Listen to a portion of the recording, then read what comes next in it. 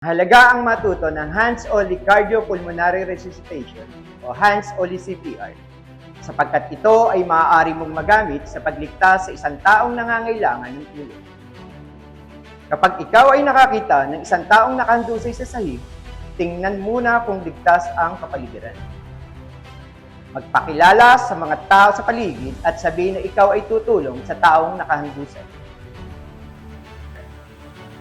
Ma'am, sir, ako po si Raymond. Marunong po ako ng first aid. Tutulungan ko po siya. Lumuhod sa gilid ng biktima at subukang gisingin habang tinatapik ang balikat upang malaman kung tumutugon ba ang biktima. Kuya, okay ka lang? Kuya, okay ka lang ba? Kung hindi, agad na humingi ng tulong mula sa mga tao sa paligid upang makatawag ng ambulansya. Kuya na nakasalamin, naka-jacket na brown. Pakitawag po ng ambulansya, tapos bumalik po kayo dito. Ilagay ang likod ng palad sa ibabaw ng bibig at ilong ng biktima upang maramdaman kung siya ba ay humihinga. 1, 2, 3, 4, 5, 6,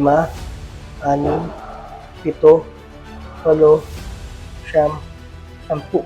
Habang ginagawa mo ito, tumingin din sa dibdib ng biktima upang makita kung ito ay tumataas o bumababa. Gawin ito hindi bababa ng 7 segundo at hindi lalagpas ng 10 segundo. Kapag hindi humihinga ang biktima, dapat nakahanda tayo na magbigay ng hands-only CPR sapagkat sa loob lamang ng ilang minuto ay maaaring masawi ang biktima.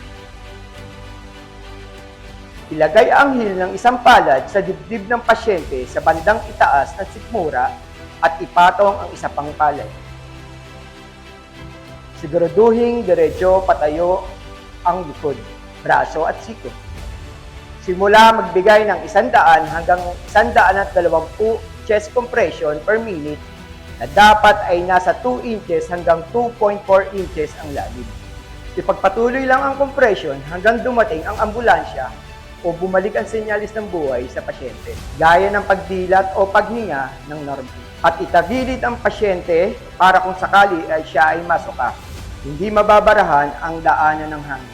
Mas mabuti kung mayroon kang makakapalitan sa pagbibigay ng chest compression. Tandaan, kung ikaw ay walang kapalitan sa pagbibigay ng compression, maaari mo lamang ihinto ito kung ikaw ay sobrang pagod na. Naging delikado na ang paligid o nag-take over na ang mga trained responders o doktor.